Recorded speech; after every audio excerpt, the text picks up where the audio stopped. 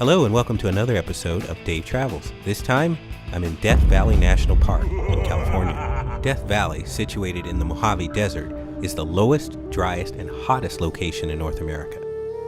Death Valley is one of the best geological examples of a basin and a range configuration. You can see basins 282 feet below sea level and 11,000-foot mountains. You need to be careful here. The heat is amazing. The sun is almost blinding as it reflects off the desert floor. Take proper precautions.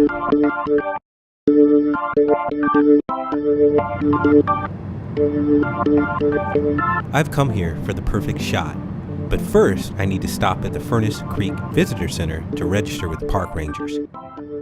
As I parked at the Visitor Center, I parked right next to Old Dinah, a steam tractor used to haul borax from Death Valley to the nearest railroad in 1890. Hauling borax out of Death Valley was a great task. In the 1870s, 20 mule teams were the most efficient means for transporting the heavy loads. Borax was mined at the Harmony Borax Works. When in full operation, the Harmony Borax Works employed 40 men who produced 3 tons of borax daily. Old Dinah was a mechanized attempt to replace the 20 mule team wagons. However, it didn't work out. Steam required lots of water, which also required lots of weight. In the end, it proved to be inefficient compared to the mule power. In the 1900s, the need for borax ended, and both Old Dinah's career and the 20 mule teams did too. As I headed to Mesquite Dunes, I drove near the Badwater Basin. The basin is 282 feet below sea level, and you can see some of the old salt from the sea floor in the distance. After about 45 minutes, I reached the dunes. Mesquite Flats sand dunes covers a vast area, and due to the close proximity to the road, the dunes have been used to film sand dune scenes for several movies, including the films in the Star Wars series. Remember Tatooine? There's not much life here, but here, mesquite trees have trapped blowing sand and have created large hummocks that provide habitats for wildlife. Odds are something's living here, clearing sand from its doorstep daily.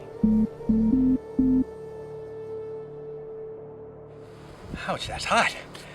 I've reached the dunes. They're in the distance here.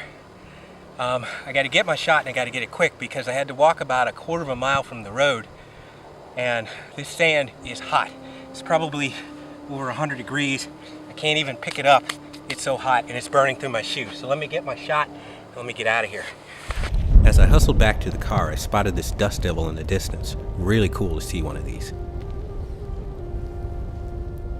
But I didn't have time to hang around. Feeling that 115 degrees desert air coming through your lungs is unreal.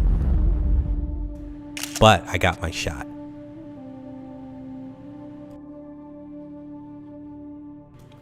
Next stop, Stovepipe Wells. Founded in 1906, it started out as basically a collection of tents to serve travelers with food.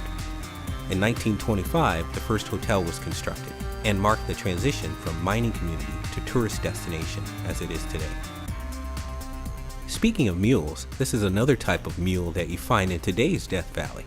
Looks like a new 2013 Mercedes SUV in mule guise to hide its looks from competitors' prying camera lenses. I stopped off at the local saloon to cool off and have some lunch. Back on the road, next stop, Zabriskie Point.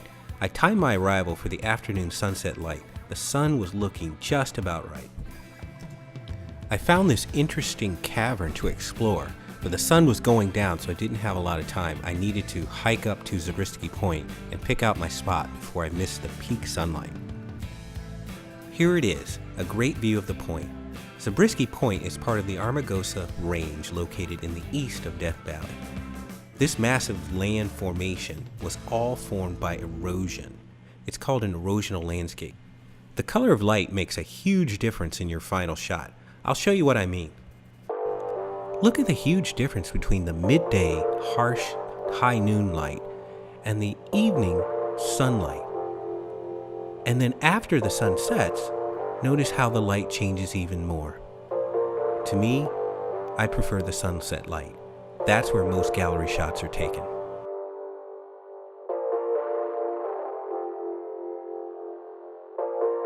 and here's mine. As the sun started to disappear behind the ridge, I decided it's time to hit the road.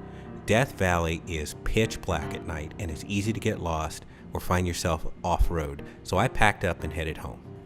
Thanks for watching Dave Travels, and be sure to check out some of my earlier episodes on VMO.